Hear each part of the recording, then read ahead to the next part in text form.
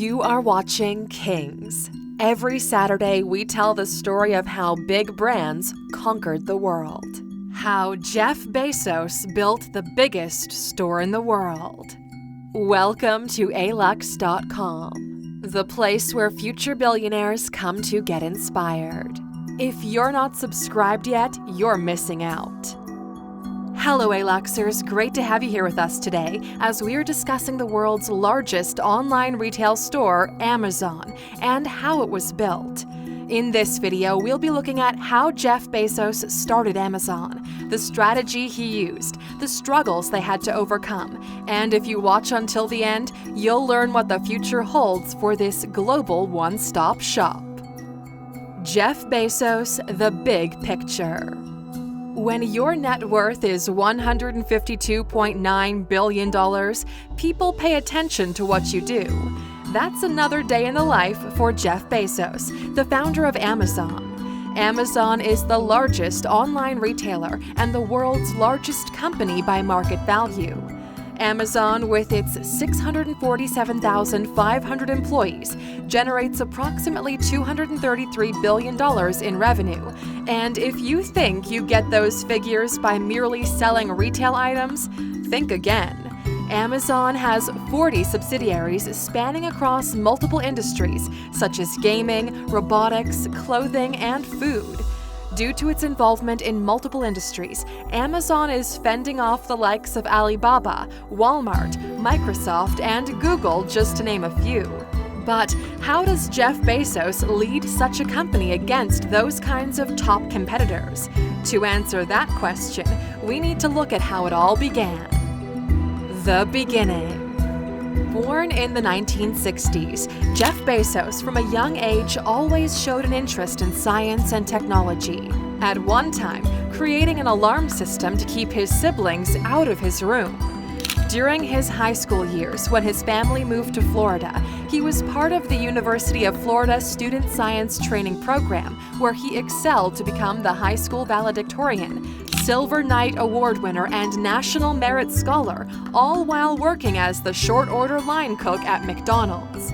He later moved on to Princeton University, where he graduated with degrees in electrical engineering and computer science. Right after Princeton University, Jeff Bezos found himself sought after by numerous firms, from telecommunications startups to banks, and by the age of 30, he was the senior vice president for D.E. Shaw & Co., a hedge fund company. Jeff Bezos was in high demand. But it wasn't until the early 90s when Jeff Bezos decided to start an online bookstore. A year later, he resigned from the hedge fund and founded Amazon right out of his garage. It's said that he wrote his business plan for Amazon on a trip from New York to Seattle. With approximately $300,000 from his parents, he committed himself to building Amazon. Inspired by the Amazon River, he knew he wanted to be the largest company in the world.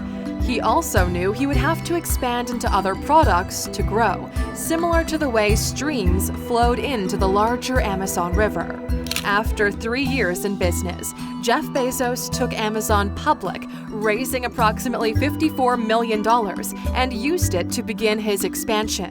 He diversified into consumer goods and online music and video sales. The struggle.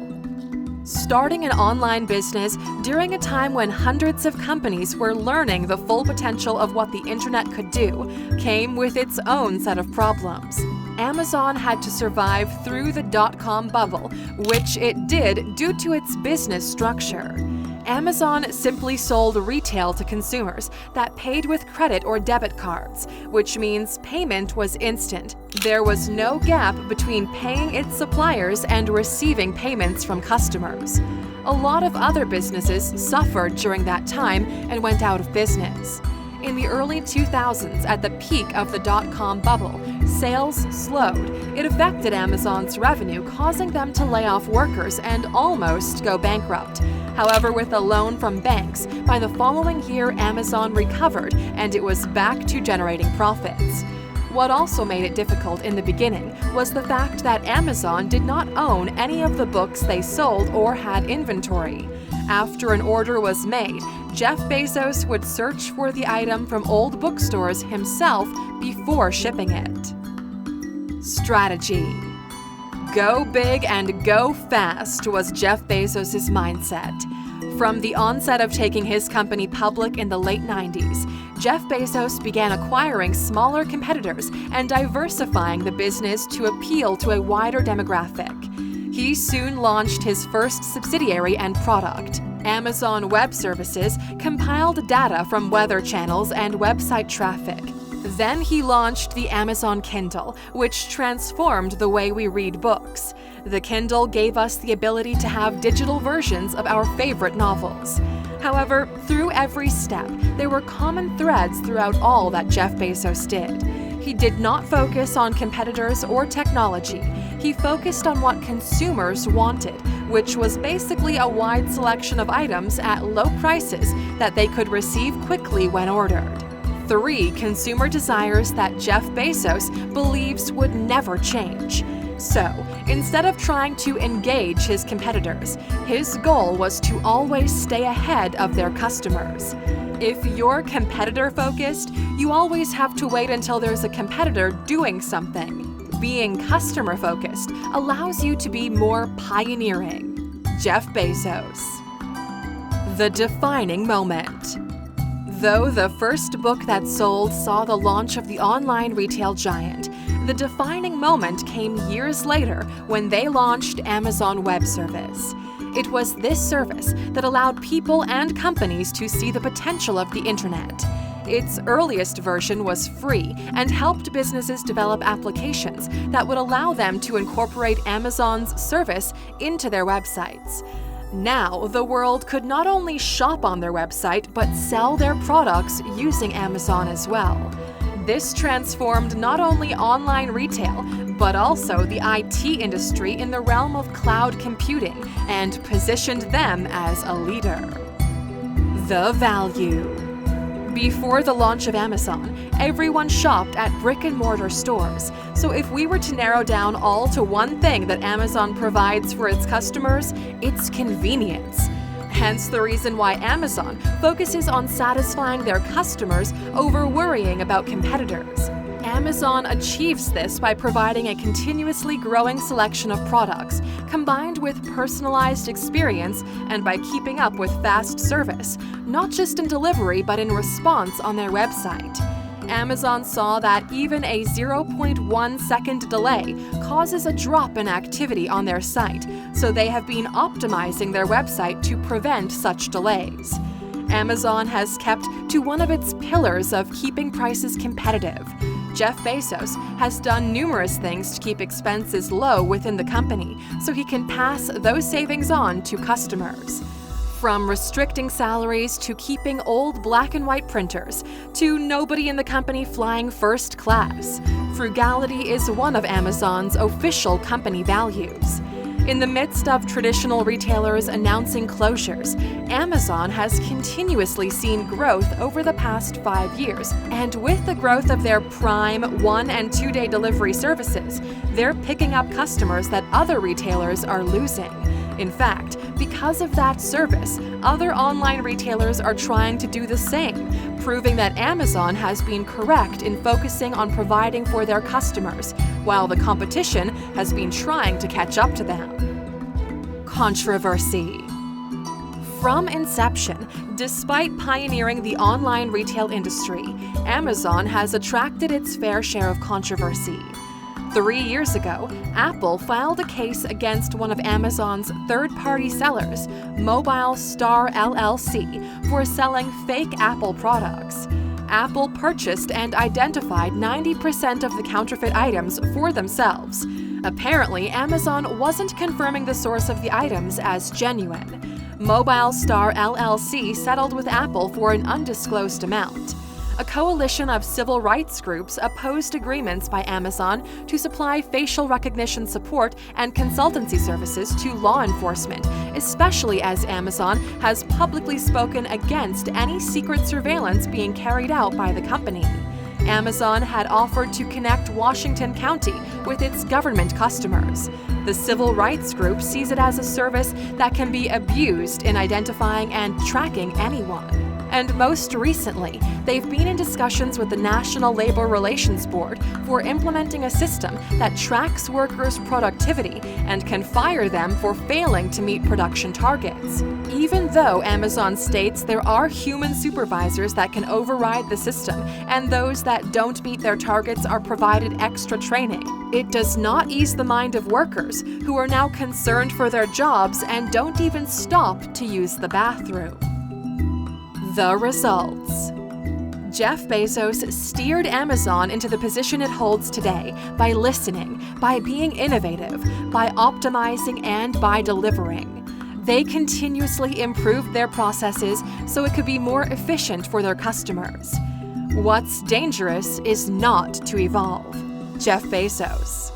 Amazon does not just sell to customers either. They sell them things they didn't even realize they wanted.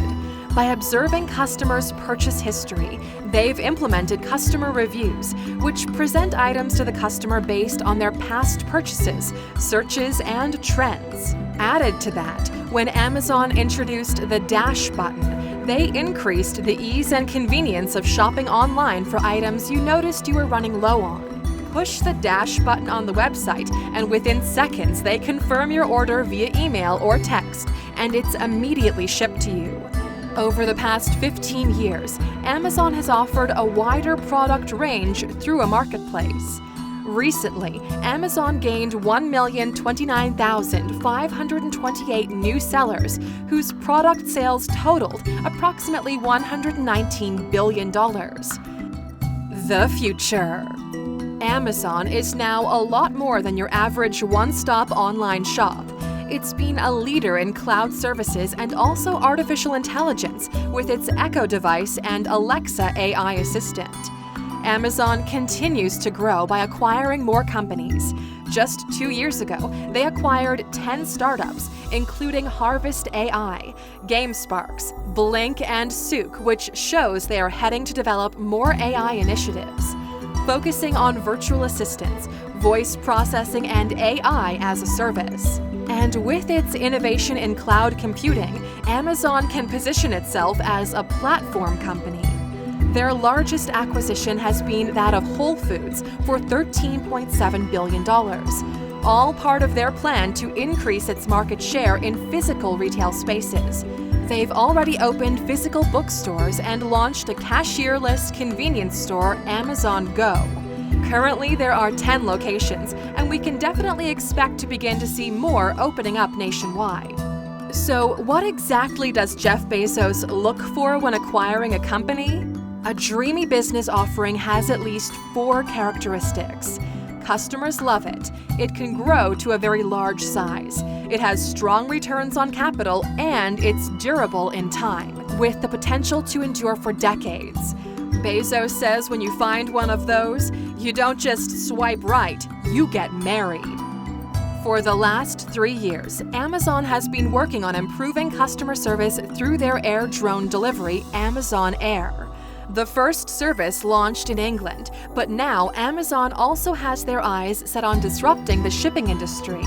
They've been building a fleet of 50 Boeing 767s and increased their airport hub operations. They're currently building a hub at Cincinnati Northern Kentucky International Airport. This will help keep billions of dollars of business in-house and away from FedEx, UPS, and USPS. Closing. From humble beginnings starting in a garage, selling one book at a time, Amazon has grown into an unstoppable conglomerate across multiple industries such as retail, logistics, consumer technology, cloud computing, and most recently, media and entertainment.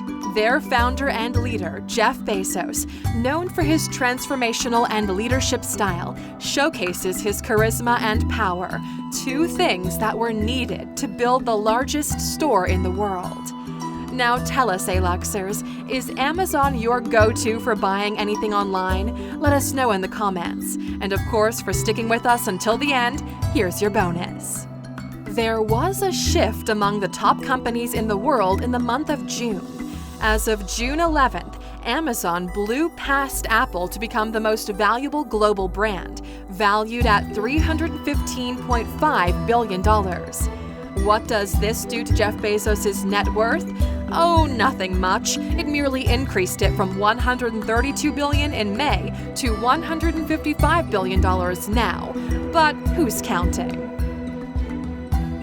Thank you for spending some time with us, Aluxers. Make sure to subscribe so you never miss another video. We also handpicked these videos for you to watch next. As always, the conversation continues on social media. Thanks again, and we can't wait to have you back tomorrow.